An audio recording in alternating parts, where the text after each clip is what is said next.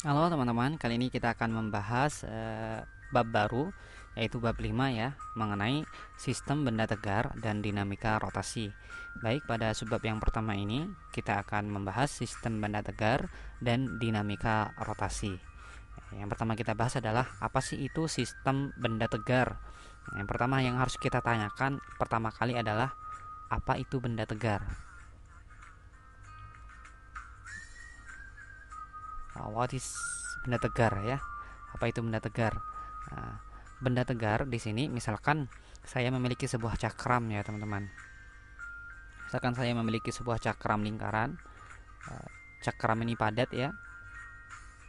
Nah, cakram ini saya bayangkan terdiri dari beberapa partikel, kan dia tersusun oleh partikel ya, titik-titik yang sangat banyak,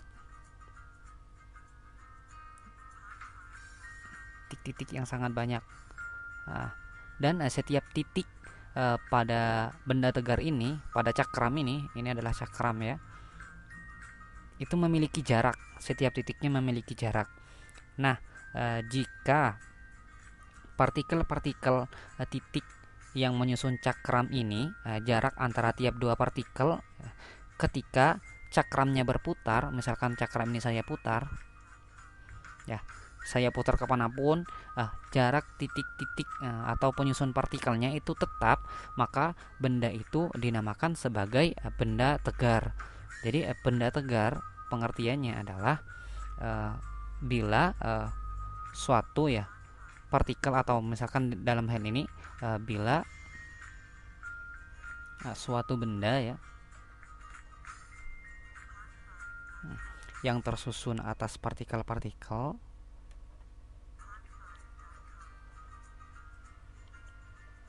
partikel-partikel yang tersusun atas partikel-partikel. Nah, jarak jarak antar partikelnya, jarak antar partikelnya ketika benda ketika ya ketika benda tersebut berputar ya,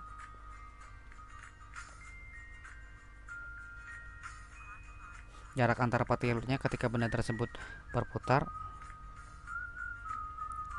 adalah tetap. Nah, itulah yang dinamakan konsep benda tegar. Maka dari konsep yang kita pahami ini, benda tegar, baru kita akan masuk kepada dinamika rotasi. Nah, namun sebelum masuk ke dinamika rotasi, mari kita mereview sedikit mengenai kinematika rotasi ya. Nah, kinematika rotasi. Kinematika rotasi. Nah, perlu diingat bahwasanya kinematika kita hanya membahas geraknya saja, gerak rotasi itu seperti apa. Sementara kalau dinamika nanti kita membahas penyebab dari benda tersebut dapat berotasi seperti itu. Nah, misalkan nih teman-teman, kita memiliki sebuah partikel, misalkan ya, ini adalah partikel ya. Partikel tersebut berjarak sejauh r ya dari uh, pusatnya. Nah, kemudian partikel tersebut bergerak sejauh s ya ke sini. Nah, eh, dan membentuk sudut theta. Nah, dalam kinematika rotasi itu kita nanti akan mengenal beberapa besaran. Besaran tersebut adalah besaran sudut ya, kemudian kecepatan sudut dan percepatan sudut. Nah, di sini besaran sudut itu diibaratkan kalau dalam kinematika rotasi adalah jarak ya atau s-nya. Nah, perumusannya nanti kita bisa menghubungkan ada antara gerak kinematika rotasi dan kinematika translasi. Kita tahu ya pada kinematika translasi untuk jarak, pada kinematika translasi ya, untuk jarak itu kan sama dengan s. Kemudian untuk kecepatan itu sama dengan v. Kemudian percepatan itu sama dengan a. Nah, pada kinematika rotasi juga memiliki besaran yang namanya jarak, kecepatan dan percepatan, namun dengan bahasa yang berbeda atau istilah yang berbeda. Nah, kalau di sini theta tersebut dinamakan sebagai perpindahan sudut ya, atau delta tetanya atau theta. S di sini diibaratkan kalau dalam kinematika rotasi adalah theta ya. Nah, besaran theta dan S ini dapat kita hubungkan ya dengan logika yang kita ketahui. Misalkan ya, kita tahu rumus keliling itu sama dengan 2pi dikalikan dengan R ya. Nah, 2pi itu artinya kan keliling, berarti kan misalkan dari titik ini sampai ke sini kan sekeliling. Nah, sudut yang dibentuk satu keliling tersebut adalah 2pi ya, 360 derajat. Lantas bagaimana jika saya ambil bagiannya? Di sini kan S nih. S berarti S sama dengan theta di sini dikalikan dengan R ya. Nah, saya tuliskan di sini S berarti akan sama dengan theta sudutnya dikalikan dengan R jari-jarinya. Nah, maka dari situ dapat kita hubungkan dari gerak kinematika translasi dengan kinematika rotasi. Maka dapat saya tuliskan pada kinematika rotasi ada hubungannya, yaitu S atau biasa kita sebut dengan X ya. Dalam hal ini akan memiliki hubungan dengan besaran-besaran dalam kinematika rotasi. Yang di sini kan kecepatan sudut, yang ini percepatan sudut ya. Di sini akan kita dapatkan hubungannya antara keduanya, yaitu untuk S-nya itu akan sama dengan theta dikalikan dengan R ya. Kemudian V-nya itu akan sama dengan kecepatan sudutnya dikalikan dengan R, dan A-nya percepatan linearnya akan sama dengan percepatan sudut dikalikan dengan R. Nah, itu pengawalan kita di kinematika rotasi. Baru sekarang kita masuk pada dinamika rotasinya.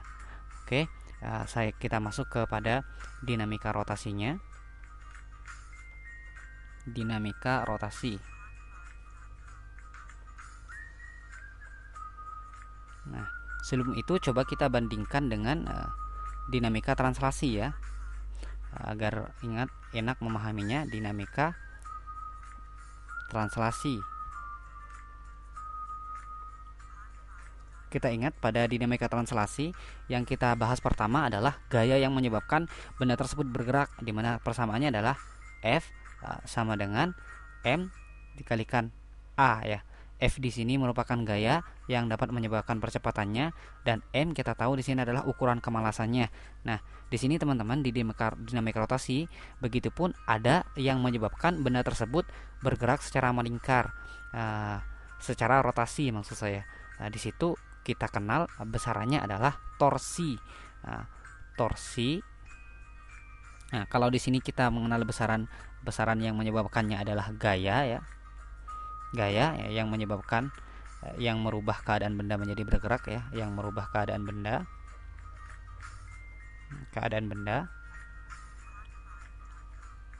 Nah, sehingga bergerak translasi ya.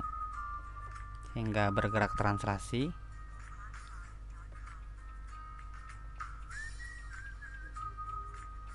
Kemudian M masanya itu ya, ada ukuran kesukaran benda ya. Kesukaran benda untuk bertranslasi.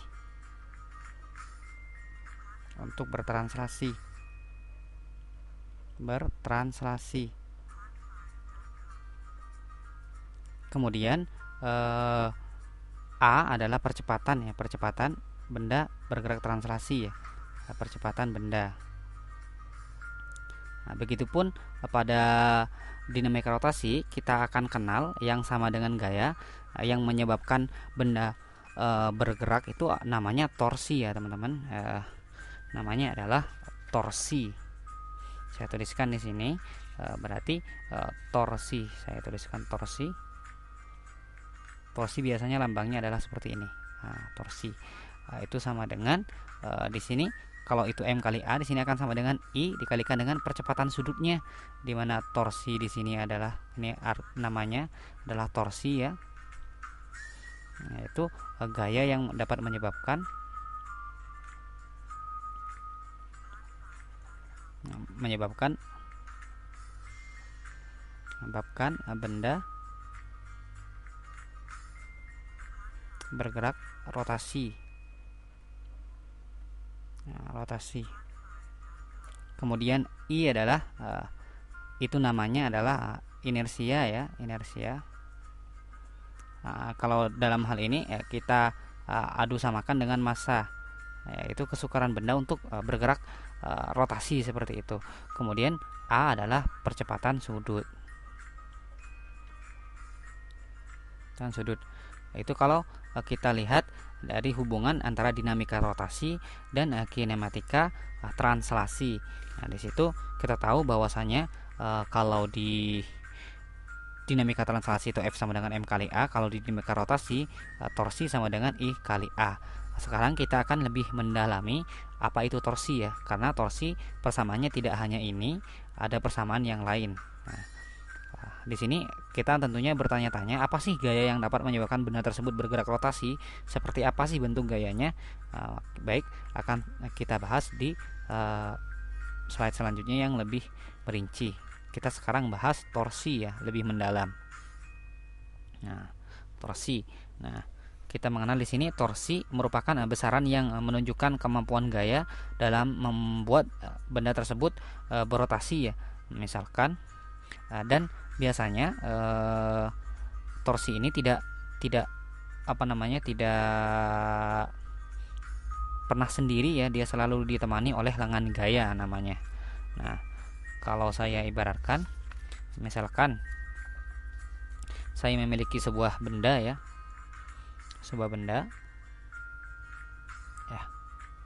benda tersebut akan berotasi jika ada gaya berupa torsi pada benda tersebut ya.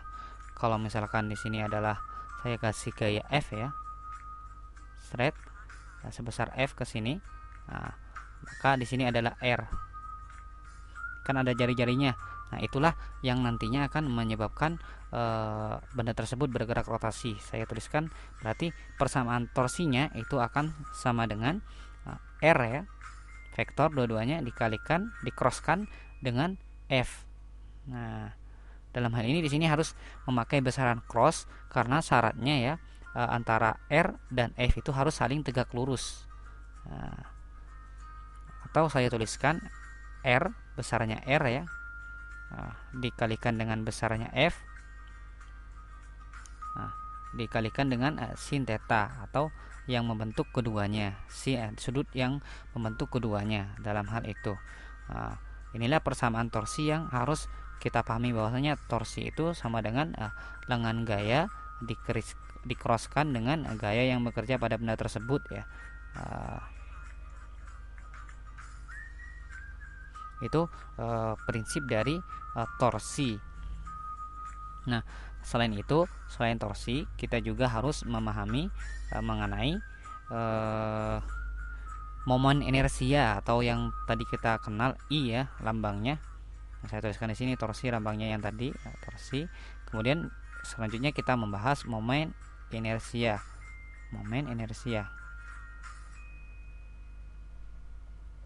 Nah, momen inersia dalam translasi, dalam gerak rotasi itu dapat dirumuskan ya, I itu akan sama dengan kalau bendanya diskrit ya, terpisah, itu akan sama dengan sigma ya, I sama dengan 1 sampai dengan N MI RI kuadrat. Ini kalau sistemnya diskrit.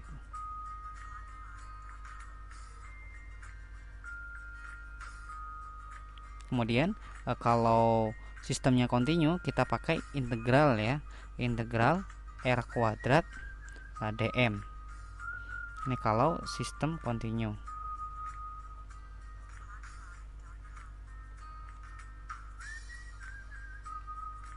Nah, dari hal tersebut kita dapat mengetahui besaran inersia. Dan inersia dari sebuah benda tersebut pasti berbeda-beda ya antara satu dengan yang lainnya, tergantung benda tersebut di mana kita memutarnya ya dari inersia tersebut. Nah, selain itu di momen inersia kita juga akan mengenal beberapa teorema untuk mencari momen inersia tersebut. Teorema-teorema yang harus kita kuasai di perkuliahan biasanya ada 2 teorema ya. Teorema momen inersia.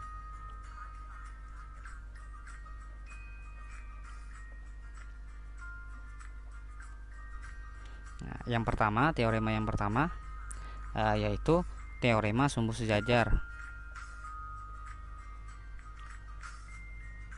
Teorema sumbu sejajar.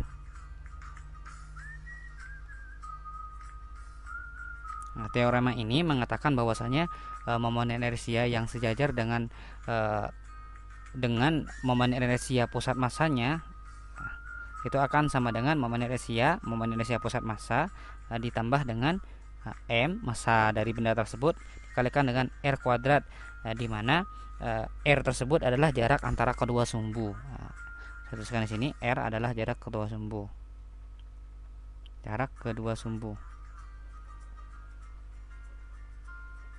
Nah, misalkan nih saya memiliki lingkaran ya. Lingkaran tersebut saya putar ya.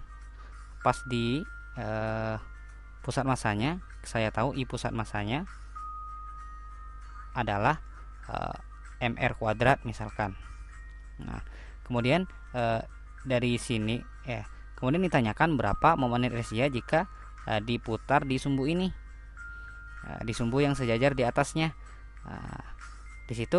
Di sini jaraknya adalah r, maka dapat ini yang ditanyakan, I di sini berapa? Maka dapat kita jawab bahwa I di situ kan sejajar ya.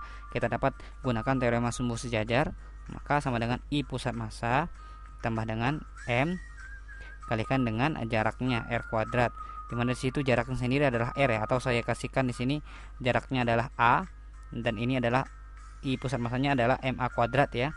Nah, maka di sini I pusat massanya adalah ma kuadrat ditambah dengan m, r-nya adalah a ya kuadrat, maka akan sama dengan 2ma kuadrat. Itulah teorema sumbu sejajar. Kemudian hal lain dari hal tersebut kita kenal teorema yang berbeda, yaitu teorema inersia masih ya, teorema sumbu tegak lurus. Nah, perlu kita pahami juga, misalkan saya memiliki benda yang berbentuk lingkaran, itu akan selalu ada 2 inersia atau di mana kita memutarnya. Yang pertama itu menembus bidang ya, seperti ini, misalkan thread, dia menembus bidangnya keluar di sini. Kemudian yang kedua, dia sejajar dengan bidang tersebut, thread gini. Nah, seperti itu.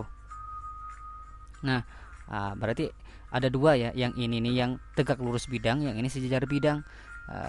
Ini misalkan saya namakan I1 ya, I1, ini adalah I2. Nah, I2 di mana di sini I1 adalah momen inersia itu sejajar bidang. Kemudian I2 itu momen inersia tegak lurus bidang.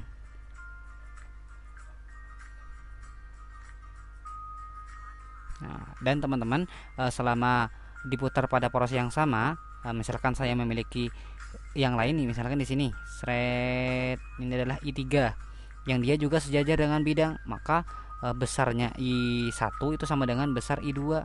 I1 itu sama dengan besarnya I3, karena selain sama-sama di pusat, mereka juga sama-sama sejajar dengan bidang. Nah, kemudian apa sih itu teorema sumbu tegak lurus? Yaitu teorema yang berlaku untuk sumbu-sumbu tegak lurus. Nah, misalnya seperti ini. Nah, ini adalah saya anggap yang tegak lurus pertama yang I3 ini adalah IX ya. Kemudian yang ini adalah IY. Maka yang tegak lurusnya saya namakan IZ, yang ini IZ.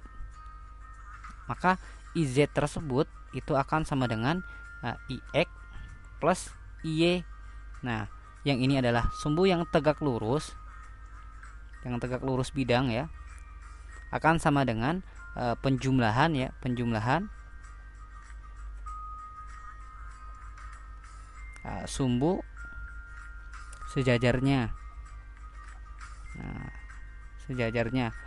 Saya harap teman-teman paham ya. Nanti kita akan latihan di soal-soal latihan yang ada pada pembahasan soal. Oke, itu dua teorema. Yang terpenting adalah tadi kita mengenal apa itu torsi dan apa itu inersia. Ya, kalau torsi diibaratkan dalam translasi adalah gaya, inersia itu diibaratkan sebagai masanya, seperti tadi. Ingat beberapa persamaannya ya, yang telah tadi dijelaskan. Oke, saya rasa cukup di pertemuan 5.1 ini, sistem benda tegar dan dinamika rotasi. Kita bertemu di subbab selanjutnya.